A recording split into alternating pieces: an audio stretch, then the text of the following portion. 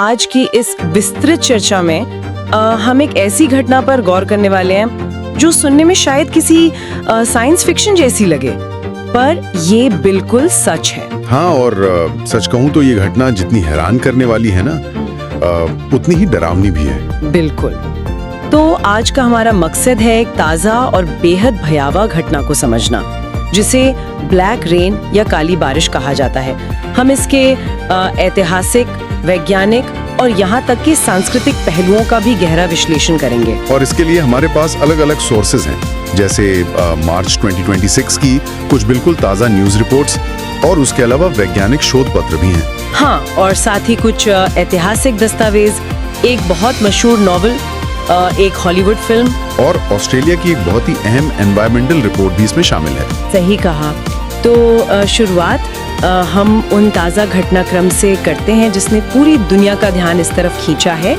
7 और 8 मार्च 2026 की रात की बात है, जब इजराइल ने तेहरान और अल्बोर्ज प्रांत के ऑयल स्टोरेज फैसिलिटीज पर स्ट्राइक किया था।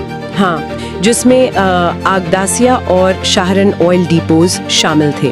वैसे यहाँ मैं एक बात बिल्कुल स्पष्ट कर देना चाहती हूँ, हम आज की इस चर्चा में किसी भी राजनीतिक पक्ष का समर्थन या विरोध नहीं कर रहे हैं। बिल्कुल नहीं, हम सिर्फ और सिर्फ उन दस्तावेजों और रिपोर्ट्स में दर्ज तथ्यों को निष्पक्ष रूप से सामने रख रहे हैं। सही बात है। तो जब इन ऑयल डिपोज पर स्ट्राइक हुई तो नतीजा ये निकला कि तेहरान के आसमान में एक बेहद जहरीला और काला धुआं भर गया। और जब वहाँ बारिश हुई ना, तो वो पानी नहीं था, वो काले रंग की बारिश थी, जिसने लोगों की गाड़ियों, कपड़ों और यहाँ तक कि उनकी त्वचा को भी काला कर दिया। ठीक है, आइए इसको थोड़ा विस्तार से समझते हैं। आखिर ये ब्लैक रेन होती क्या है? देखिए, जब बहुत बड़े पैमाने पर आग लगती है ना, खासकर तेल की आग, तो उसमें से भारी मात्रा में राख, सूट और खतरनाक प्रदूषण निकलता है और वो आसमान में चला जाता है। हाँ, और जब ये धुआं आसमान में जाकर नमी या बादलों के साथ मिल जाता है, तो धरती पर जो बूंदें गिरती हैं वो बारिश कम और जहरीला कीचड़ ज्यादा होती है। मतलब ये वही जहर है जो हवा में गया और फिर पानी के साथ हम पर ही वापस गिर गया। और इस पर वर्ल्ड हेल्थ ऑर्गेनाइजेशन यानी WHO की एक आखिरी और बेहद कड़ी चेतावनी भी आई है। बिल्कुल आई है, क्योंकि इस बारिश में जहरीले हाइड्रोकार्बन्स और सल्फर ऑक्साइड्स होते हैं, और सबसे खतरनाक फॉरएवर केमिकल्स भी होते हैं। फॉरएवर केमिकल्स यानी जो कभी खत्म ही नहीं होते। सही समझा। ये ऐसे रसायन हैं जो पर्यावरण में या हमारे जिस्म में जाने के बाद बरसों तक वहीं रहते हैं। इनके कारण सांस की बीमारियां और कैंसर तक का खतरा बहुत ज्यादा बढ़ जाता है। सच में ये रोंगटे खड़े कर देने वाली बात है। हमारे सोर्सेज में तेहरान के कुछ स्थानीय निवासियों के अनुभव भी हैं, जैसे मीना नाम की एक महिला। हाँ, जिन्होंने बताया कि उन्हें हर जगह सिर्फ धुएं की महक आ रही थी। और कियानुश नाम के एक व्यक्ति थे जिन्होंने तजरिश जैसे दूर के इलाकों में भी काली बारिश गिरते हुए देखी। मतलब आग जहां लगी, असर सिर्फ वहां नहीं था, असर तो बहुत दूर तक था। और वैज्ञानिकों की सबसे बड़ी चिंता अब यही है कि ये जहरीला धुआं वेस्टर्न डिस्टर्बेंस यानी पश्चिमी विक्षोभ के जरिए आगे बढ़ रहा है। मतलब ये हवा के साथ भारत और एशिया के अन्य हिस्सों तक भी पहुंचने की आशंका पैदा कर रहा है। बिल्कुल, ये सरहदें नहीं देखता। ये सच में फिक्र वाली बात है। लेकिन अगर हम इस घटना को देखें तो ये दुनिया में पहली बार नहीं हो रहा है। इसकी एक बहुत ही भयानक ऐतिहासिक पृष्ठभूमि है। 1945 का वो साल, हाँ, जब हिरोशिमा और नागासाकी पर परमाणु हमले हुए थे। वो मानवता के इतिहास का सबसे काला दिन था। हिरोशिमा में जब बॉम्ब गिरा तो शहर का लगभग 69% हिस्सा पूरी तरह जलकर राख हो गया था। आग का एक विशाल तूफान उठा था, और उस आग और बम से निकला हुआ जो रेडियो एक्टिव कचरा था ना, वो आसमान की नमी से जा मिला। और तभी दुनिया ने पहली बार इस भयावह ब्लैक रेन का सामना किया था। और सोर्सेज बताते हैं कि वो बारिश पानी की तरह नहीं थी, उसमें ग्रीस जैसी मोटी और भारी बूंदें थीं। यहाँ सबसे दिलचस्प बात यह है कि अगर हम नागासाकी की बात करें, जहाँ इससे भी बड़ा बॉम्ब गिरा था, वहाँ हिरोशिमा के मुकाबले कम काली बारिश हुई। ऐसा क्यों? बॉम्ब तो वहाँ ज्यादा शक्तिशाली था ना? हाँ, बॉम्ब शक्तिशाली था, पर नागासाकी की भौगोलिक स्थिति अलग है। वो पहाड़ियों के बीच बसा हुआ है। इन पहाड़ियों की वजह से वहाँ फायर स्टॉर्म्स कम बने। ओ अच्छा, तो धुआं आसमान में उतना नहीं जा पाया होगा। एग्जैक्टली, और इसीलिए वहाँ काली बारिश कम बनी। पर जहाँ भी ये बारिश गिरी, इसके प्रभाव सच में दिल दहला देने वाले थे।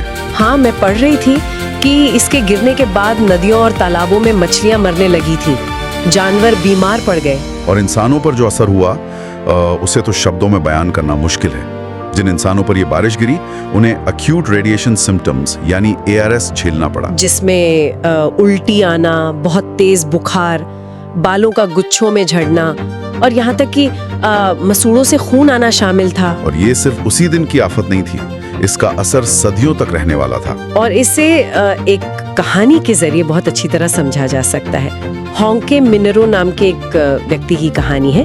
जिस वक्त बॉम्ब गिरा वो वहां से करीब 19 किलोमीटर दूर थे। 19 किलोमीटर? तो फिर तो उन्हें लगा होगा कि वो इस आफत से सुरक्षित हैं। उन्हें वही लगा था, लेकिन उन्होंने अपने भाई की शर्ट पर बारिश के काले दाग देखे थे और उन्हें बाद में बहुत सी सीरियस हेल्थ इश्यूज का सामना करना पड़ा। हाँ, और सिर्फ वही नहीं, तकातो सेजी की भी एक ऐसी ही दास्तान है, जिन्हें कई साल बाद एक पड़ोसी से आम बातचीत करते हुए ये एहसास हुआ कि वे भी रेडिएशन के शिकार हैं। पर इन लोगों की जो लड़ाई थी ना, वो सिर्फ बीमारी से नहीं थी, ब्यूरोक्रेसी से लड़ना उनके लिए और भी बड़ा संघर्ष था। और ये लगभग 75 साल लंबा संघर्ष रहा। बिल्कुल, क्योंकि सरकार का जो रवैया था वो बहुत ही कहो तो अजीब था। उन्होंने हिबाकुशा यानी एटॉमिक बॉम्ब सर्वाइवर का दर्जा देने के लिए एक मापदंड बनाया था। हाँ, जैसे ऊडा मैप कहते थे, राइट, जो मीटरोलॉजिकल ऑफिसर ऊडा मिचिताका ने बनाया था। सही कहा। इस मैप के आधार पर सरकार ने तय किया कि सिर्फ हैवी रेन एरिया के लोगों को ही हिबाकुशा माना जाएगा। मतलब उन्होंने एक जमीन पर लकीर खींच दी।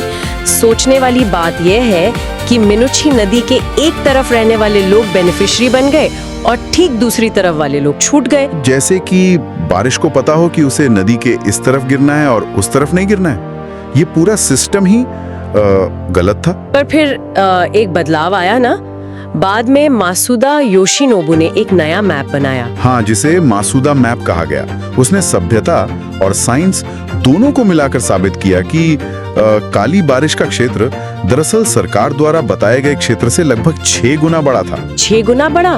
मतलब कितने ही हजारों लोग डेकेड्स तक उन मेडिकल बेनिफिट से सदस्य नहीं बन पाए जिनके वो हकदार थे।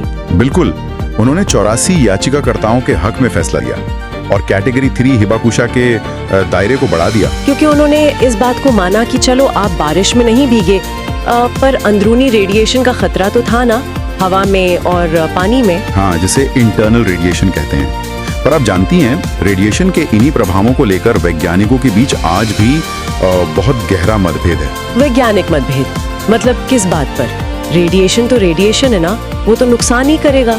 आमतौर पर दुनिया यही मानती है। साइंस में एक स्टैंडर्ड मॉडल है जिसे LNT यानी लीनियर नो थ्रेशोल्ड मॉडल कहते हैं। इस LNT मॉडल का मतलब क्या होता है, थोड़ा आसान भाषा में बताइए। LNT मॉडल सीधे तौर पर कहता है कि रेडिएशन की मात्रा चाहे कितनी भी कम क्यों ना हो, वो नुकसानदेह ही होती है और कोई सेफ लिमिट नहीं होती। ठीक है, ये बात तो लॉजिकली समझ आती है। फिर मतभेद कहाँ है? मतभेद इस बात पर है कि कुछ वैज्ञानिक इसे पूरी तरह गलत मानते हैं। साइंस ओपन में छपी शिजुयो सूतो की एक रीसेंट पेपर ने इसका कड़ा खंडन किया है। अच्छा, सूतो का क्या तर्क है इस पर? सूतो का कहना है कि जो रेडिएशन इफेक्ट्स रिसर्च फाउंडेशन है या RERF, उन्होंने अपनी लाइफ स्पैन स्टडी में एक बहुत बड़ी गलती की। उन्होंने सिर्फ शुरुआती रेडिएशन को गिना जो बॉम्ब फटने के तुरंत बाद निकला था। और जो काली बारिश थी या रेजिडुअल रेडिएशन था जो बॉम्ब के बाद गिरे कचरे में था, उसे उन्होंने बिल्कुल नजरअंदाज कर दिया। बिल्कुल, सुतोमो ने यही पकड़ा और उनका सबसे चौंकाने वाला तर्क ये है कि लो डोज रेडिएशन यानी जब रेडिएशन बहुत ही कम मात्रा में मिलता है तो वो नुकसान नहीं बल्कि फायदा करता है। एक मिनट, फायदा करता है? ये तो थोड़ा हजम नहीं हो रही बात। इसे हॉर्मेटिक इफेक्ट या हॉर्मेसिस कहते हैं। सुतोमो मानते हैं कि कम मात्रा का रेडिएशन बीमारियों से लड़ने की इम्यूनिटी बढ़ाता है, जिसे साइंस में जे शेप्ड डोज रिस्पॉन्स कहा जाता है। मतलब थोड़ा सा जहर दवा का काम कर सकता है, ऐसी बात हुई है तो।